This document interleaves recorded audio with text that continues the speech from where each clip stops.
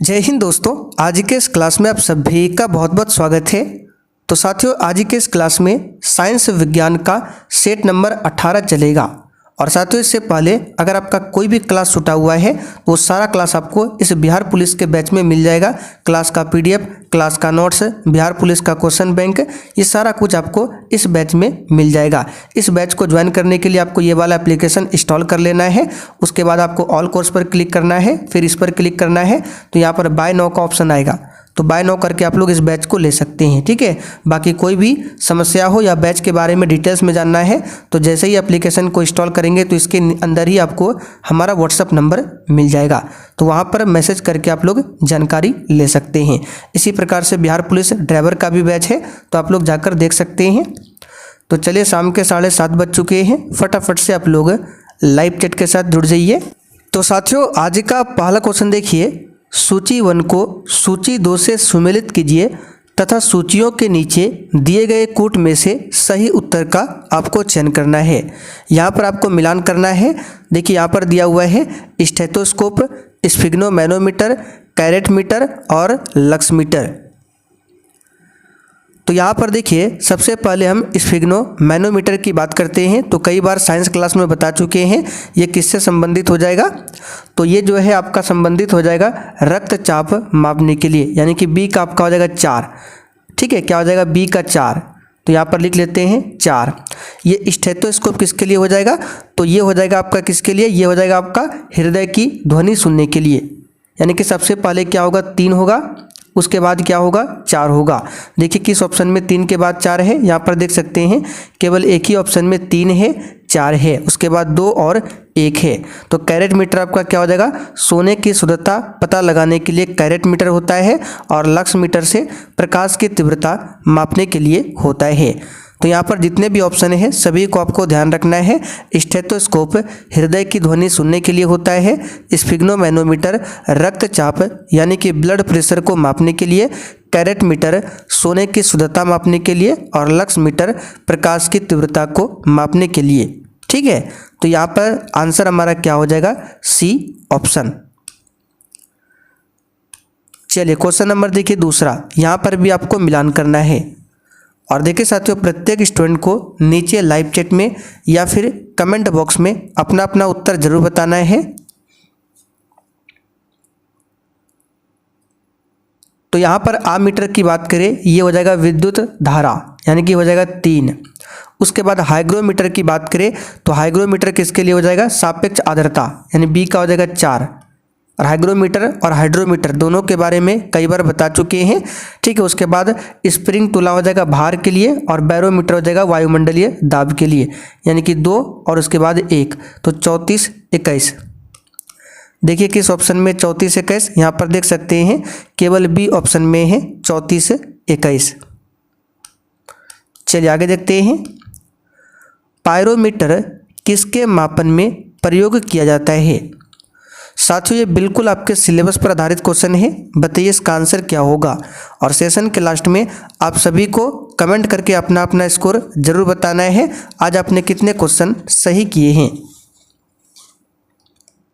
चलिए बताइए, पायरोमीटर, इसके बारे में भी साइंस क्लास में काफ़ी बार बता चुके हैं। पायरोमीटर का इस्तेमाल किस में होता है, तो उच्च तापमान को मापने के लिए। ठीक है, यहाँ पर सी ऑप्शन आपका सही जवाब है। अत्यधिक उच्च तापमान को मापना है तो उसके लिए पायरोमीटर का इस्तेमाल होता है। अगला क्वेश्चन, रडार उपयोग में आता है।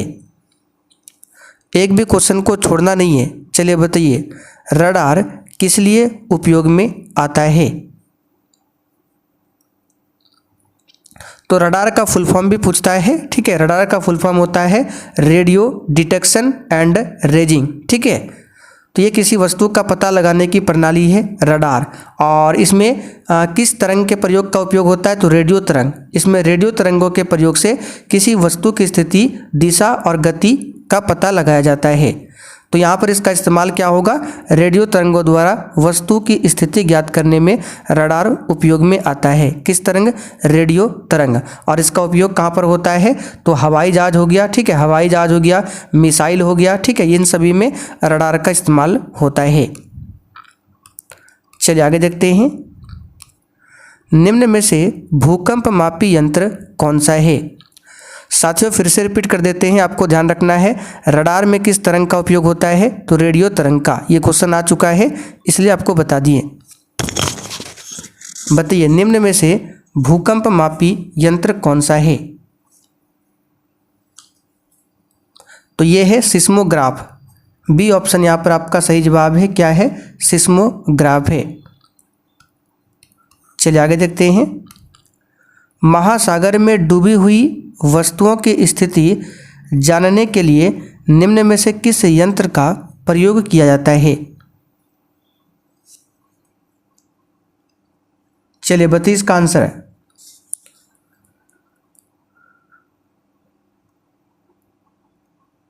तो यहाँ पर इसका आंसर हो जाएगा, इसमें सोनार का इस्तेमाल होता है। ठीक है, SONAR।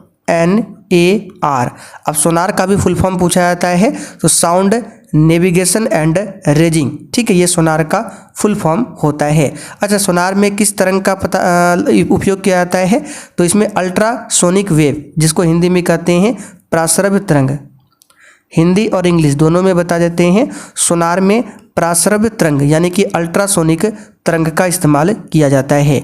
और रडार में किस तरंग का इस्तेमाल होता है, तो रेडियो तरंग, और सोनार में अल्ट्रासोनिक यानी कि प्रासरव्य। चलिए क्वेश्चन नंबर देखिए 7, ये भी मिलान करने वाला है। तो वाट बताना है, किसका मात्रक है, नॉट दिया है, नॉटिकल मील है, प्रकाश वर्ष है। चलिए बिल्कुल एनसीईआरटी और एससीईआरटी पर आधारित क्वेश्चन है, बताइए इसका आंसर। तो वाट की बात करें, आप सभी जानते हैं शक्ति, यानी कि सबसे पहले क्या हो जाएगा, 4 हो जाएगा। ठीक है, वाट किसका हो जाएगा, शक्ति हो जाएगा। उसके बाद नॉट की बात करें तो ये किसका हो जाएगा, समुद्री जहाज़ों की गति के लिए होता है नॉट। नॉटिकल मील की बात करें तो ये समुद्री दूरी के लिए, और प्रकाश वर्ष अंतरिक्ष में दूरी के लिए। यानी कि 4 के बाद आपका क्या होगा, 3, फिर 2 और लास्ट में 1, यानी कि 43 21। तो यहाँ पर देख सकते हैं सी ऑप्शन में कोड दिया हुआ है 43 21, ध्यान रखिएगा।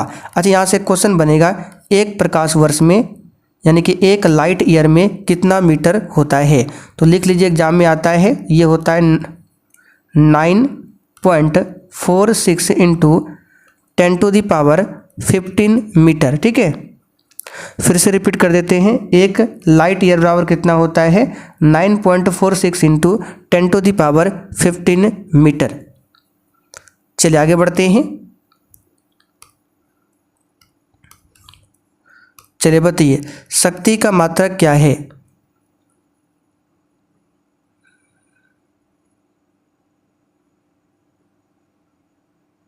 अच्छा, यहाँ से क्वेश्चन और ध्यान रखिएगा, बता देते हैं।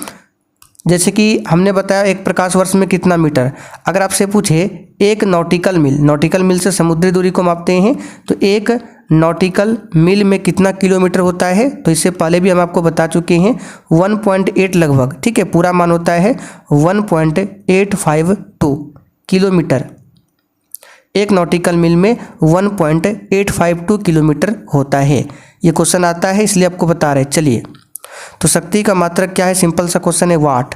सी ऑप्शन यहाँ पर आपका सही है, क्या होता है, वाट होता है। चलिए यहाँ पर फिर से मिलान करना है।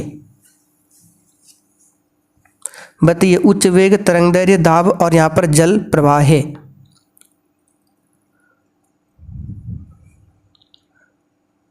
चलिए, तो यहाँ पर उच्च वेग के लिए क्या हो जाएगा, मैक। मैक का इस्तेमाल किया जाता है उच्च वेग के लिए। ठीक है, किसका, मैक का इस्तेमाल होता है। तरंगदैर्घ्य का हो जाएगा एंगस्ट्रम, दाब का क्या हो जाएगा, पास्कल, जल प्रवाह का क्यूसेक। यानी कि सब यहाँ पर मिलान सही दिया है। इसका आंसर क्या होगा, 1 2 3 और 4। देखिए किस ऑप्शन में है, 1 2 3 4, यहाँ पर देख सकते हैं सी ऑप्शन में दिया हुआ है 1 2 3 4। चलिए, एक पारसेक तारों के मध्य दूरी मापने का मात्रक है, ये किसके बराबर है। देखिए पारसेक भी दूरी का मात्रक होता है और प्रकाश वर्ष भी दूरी का ही मात्रक होता है। अभी हमने आपको बताया था एक प्रकाश वर्ष यानी कि एक लाइट ईयर में कितना मीटर होता है, तो 9.46 इंटू 10⁻15 मीटर। ये एक प्रकाश वर्ष में इतना मीटर होता है। अच्छा, एक पारसेक में कितना प्रकाश वर्ष होता है ये भी पूछा जा रहा है। ठीक है, एक पारसेक, तो बड़ा कौन हुआ, पारसेक बड़ा हुआ या प्रकाश वर्ष, तो बड़ा हुआ आपका पारसेक, प्रकाश वर्ष से भी बड़ा होता है पारसेक। तो एक पारसेक में कितना प्रकाश वर्ष होता है, तो याद रखिएगा इस क्वेश्चन का आंसर हो जाएगा इसका आंसर क्या हो जाएगा, चलिए इसका आंसर हो जाएगा 3.25 प्रकाश वर्ष। ठीक है, एक पारसेक बराबर कितना प्रकाश वर्ष होता है, 3.25 प्रकाश वर्ष। यहाँ पर बी ऑप्शन आपका सही जवाब है, ध्यान रखिएगा। एक हॉर्स पावर में कितने वाट होते हैं,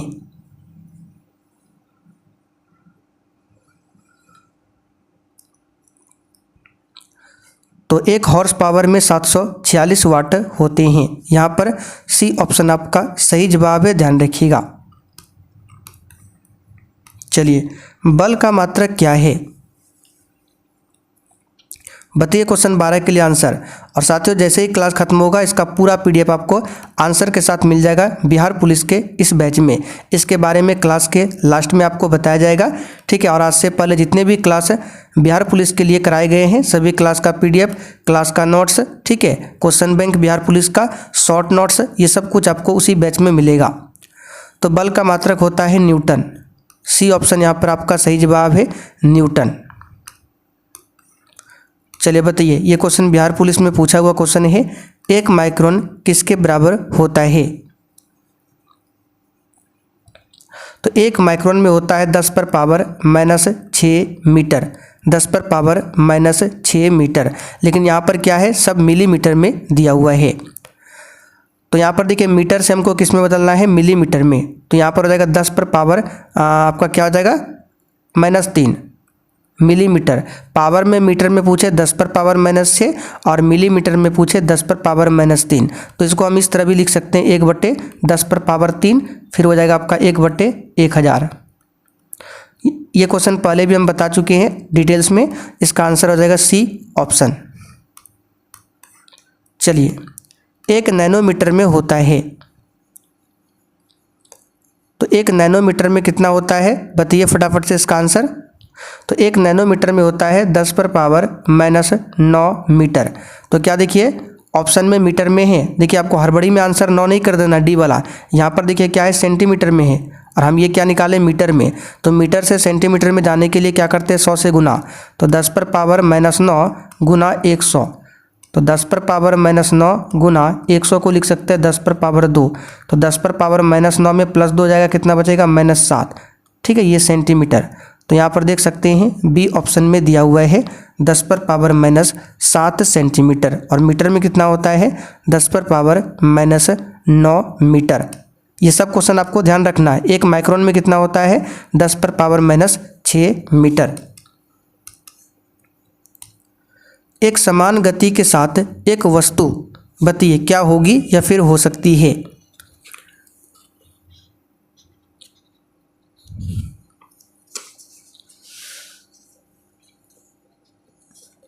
तो यहाँ पर इस क्वेश्चन का आंसर क्या होगा, इसका आंसर हो जाएगा ऑप्शन बी, त्वरित हो सकती है। बी वाला ऑप्शन यहाँ पर आपका सही जवाब है। देखिए यदि कोई वस्तु एक समान गति कर रही है तो उसका वेग नियत होता है, क्या होता है, वेग नियत होता है। लेकिन यहाँ पर क्या है, असमान है, ये तो होगा नहीं। ठीक है, और एक समान गति के साथ कोई पिंड या वस्तु त्वरित हो सकती है, जिसे एक समान त्वरित गति भी कहते हैं। तो यहाँ पर एक समान गति के साथ एक वस्तु क्या हो सकती है, त्वरित। यहाँ पर बी ऑप्शन आपका सही जवाब है।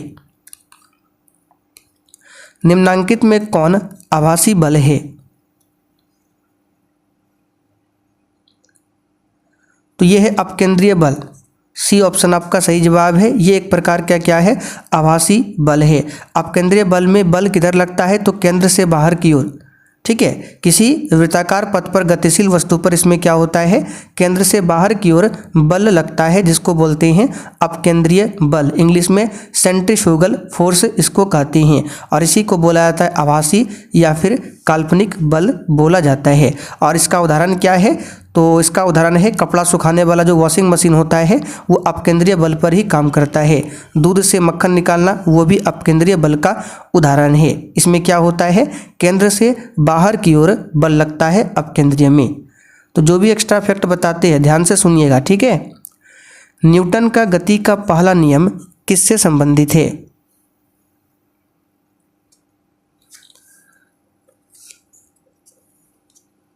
आंसर क्या होगा बताइए फटाफट से। न्यूटन ने गति के 3 नियम दिए थे। तो पहला नियम जो है जड़त्व नियम भी बोला जाता है पहले नियम को। तो यहाँ पर आंसर क्या हो जाएगा आपका डी ऑप्शन। एक साइकिल चालक को वृत्तीय गति में किस ओर झुकना चाहिए? तो अभी हमने आपको बताया था अपकेंद्रीय बल और एक होता है अभिकेंद्रीय बल, ठीक है। तो यहाँ पर दोनों लिख देते हैं। जो अभी हमने आपको बताया था अभी, यहाँ पर एक बार देख लेते हैं। चलिए अपकेंद्रीय बल बताया था, ठीक है। तो यहाँ पर लिख देते हैं एक होता है आपका अपकेंद्रीय बल, अपकेंद्रीय बल, और एक होता है अभिकेंद्रीय बल, अभिकेंद्रीय बल, ठीक है। तो अभी जो हमने आपको बताया अपकेंद्रीय बल, इसमें क्या होता है बल केंद्र से बाहर की ओर लगता है अपकेंद्रीय में, और वॉशिंग मशीन दूध से मक्खन निकालना अपकेंद्रीय बल का उदाहरण है। लेकिन एक साइकिल चालक को वृत्तीय गति में किस ओर झुकना चाहिए? तो आप लोगों ने भी साइकिल चलाया होगा, तो उसमें अगर किसी वृत्तीय गति या मोड़ पर साइकिल चलाते हैं तो देखा होगा आपने किस ओर झुकते हैं, तो केंद्र की ओर झुकते हैं, ठीक है। यानी कि जिधर मोड़ है उधर ही झुकते हैं, यानी केंद्र की ओर इसमें झुकाव होता है। तो केंद्र के बाहर होगा तो अपकेंद्रीय और केंद्र के अंदर होगा तो अभिकेंद्रीय। तो यहाँ पर इसका आंसर क्या होगा? केंद्र की ओर। सी ऑप्शन आपका सही जवाब है, केंद्र की ओर। और ये किसका उदाहरण होगा? अभिकेंद्रीय बल का। वृत्तीय पथ पर गतिशील एक वस्तु उदाहरण है।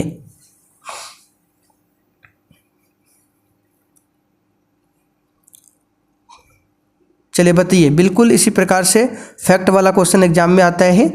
तो वृत्तीय पथ पर गतिशील एक वस्तु किसका उदाहरण है? तो ये जो है एक समान गति और चर वेग का उदाहरण है। यहाँ पर सी ऑप्शन आपका सही जवाब है। चलिए आगे देखते हैं। रॉकेट किस सिद्धांत पर कार्य करता है? तो रॉकेट जो है न्यूटन के गति के तीसरे नियम के अंतर्गत कार्य करता है।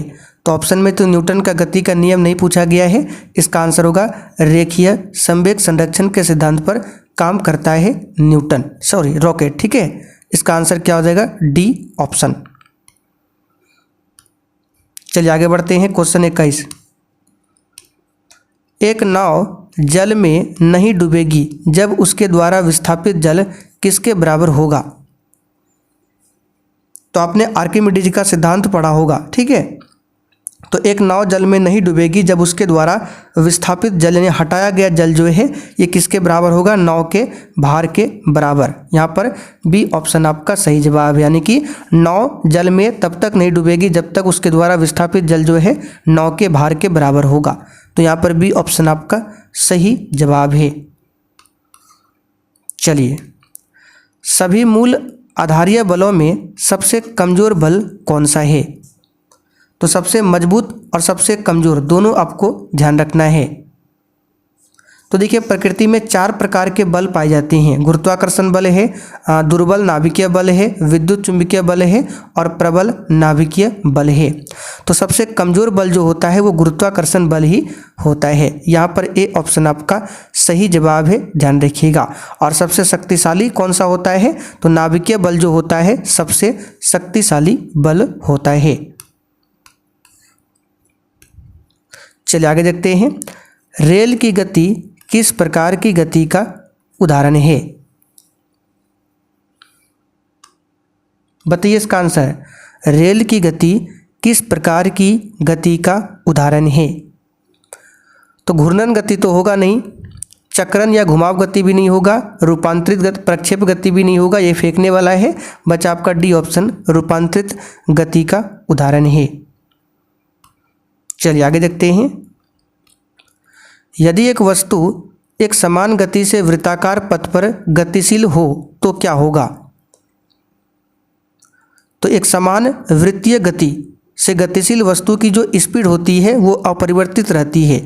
क्या होता है? इसका स्पीड जो है वो अपरिवर्तित होता है, लेकिन इसका वेग जो है क्या होता है? इसका वेग परिवर्तन होते रहता है और इसमें त्वरण शून्य रहता है। तो इसका त्वरण बढ़ता है नहीं, शून्य रहेगा। इसका त्वरण घटता ये भी नहीं होगा। इसका वेग एक समान रहेगा नहीं, इसका वेग परिवर्तित होता रहता है। सी ऑप्शन यहाँ पर आपका सही जवाब है। गति क्या होगा? गति होगा अपरिवर्तित, ठीक है, लेकिन इसका वेग क्या होगा, डायरेक्शन क्या होगा, दिशा क्या होगा, तो वेग जो है ये आपका क्या होगा, परिवर्तन होते रहेगा। तो सी ऑप्शन यहाँ पर आपका सही जवाब है, ध्यान रखिएगा। चलिए आगे देखते हैं। तोप से एक गोला दागा जाता है तो गोले की गति क्या है? बताइए इसका आंसर। तोप से अगर एक गोला को दागा जाता है तो उस गोला की गति क्या होगा? सिंपल सा क्वेश्चन है, ये प्रक्षेप गति होगा। फेंका जाता है तोप से गोला को तो ये हो जाएगा प्रक्षेप गति। अगला क्वेश्चन, क्रिया और प्रतिक्रिया होते हैं। तो आपने न्यूटन के तीसरे गति नियम में पढ़ा होगा, प्रत्येक क्रिया के बराबर परंतु विपरीत दिशा में प्रतिक्रिया होती है। और क्रिया और प्रतिक्रिया बल सदैव समान परिमाण वाले होते हैं, यानी क्रिया और प्रतिक्रिया वाला जो बल होता है उसका परिमाण क्या होता है? सदैव समान होता है। तो यहाँ पर देखिए सदैव समान वस्तु पर लगते हैं, समान परिमाण वाले होते हैं, बिल्कुल सही है, समान परिमाण वाले होते हैं। बी ऑप्शन यहाँ पर सही है। चलिए आगे देखिए, वॉशिंग मशीन का कार्य सिद्धांत क्या है? अभी हमने आपको बताया था। तो ये क्या हो जाएगा? अपकेंद्रण के सिद्धांत पर काम करता है, क्योंकि इसमें बल जो है केंद्र से बाहर की ओर लगता है। और साइकिल में क्या होता है? घुमाव में केंद्र की ओर बल लगता है। लोलक घड़ियां गर्मियों में सुस्त हो जाती है, क्यों? तो इसका रीजन है गर्मियों में लोलक की लंबाई बढ़ जाती है, ठीक है, जिसके कारण उसका आवर्तकाल यानी टी जो है वो भी बढ़ेगा। और जब टी बढ़ेगा तो क्या होगा? उसका स्पीड क्या हो जाएगा? स्लो हो जाएगा। यानी तो यहाँ पर आंसर इसका क्या होगा? लोलक की लंबाई बढ़ जाती है इसीलिए। पृथ्वी पर पलायन वेग बताइए, एस्केप वेलोसिटी क्या होता है? तो ये सब नॉर्मल क्वेश्चन होता है। 11.2 किलोमीटर प्रति सेकेंड। चलिए क्वेश्चन फिर से रिपीट हुआ है, एक पार्सेक किसके बराबर है? इस क्वेश्चन का आंसर आप लोग लिख कर बताइए, क्वेश्चन नंबर 30 का आंसर क्या होगा। तो चलिए आज के लिए इतना ही। अब जिनको भी बिहार पुलिस 2025 के बैच को ज्वाइन करना है, आइए आपको बता देते हैं आपको क्या करना है। तो सबसे पहले देखिए, आपको प्ले स्टोर पर जाना है और एक एप्लीकेशन इंस्टॉल करना है। आपको बता देते हैं कौन सा एप्लीकेशन है। तो यहाँ पर देख सकते हैं, चलिए ये है आपका सक्सेस वर्ल्ड MCQ। इसको अपने मोबाइल में इंस्टॉल करना है। जैसे ही इंस्टॉल करेंगे इसके अंदर ही आपको हमारा व्हाट्सएप नंबर मिल जाएगा ऊपर ही। तो वहाँ पर किसी भी प्रकार का डाउट हो तो मैसेज करके आप लोग जवाब जान सकते हैं। बाकी बैच में ज्वाइन करने के लिए आपको ऑल कोर्स पर क्लिक करना है। उसके बाद यहाँ पर बाय नाउ का ऑप्शन रहेगा, इस पर क्लिक करके बैच को ले सकते हैं। बैच में क्या क्या मिलेगा? डेली क्लास मिल जाएगा, क्लास का PDF मिलेगा, सब्जेक्ट वाइज फुल डिस्कशन के साथ क्लास वहाँ पर है, ठीक है। और वो भी उसका भी PDF मिलेगा, क्लास का नोट्स मिलेगा, शॉर्ट नोट्स मिलेगा, स्पेशल बिहार GK का नोट्स मिल जाएगा, पिछले 12-13 साल का बिहार पुलिस का क्वेश्चन बैंक भी मिल जाएगा। ये सारा कुछ मिल जाएगा, तो आप लोग जाकर ले सकते हैं और अभी से तैयारी में लग जाइए। ऑलरेडी बहुत सारे बच्चों ने कोर्स को ले रखा है और तैयारी भी कर रहे हैं, तो आप पीछे मत रहिए।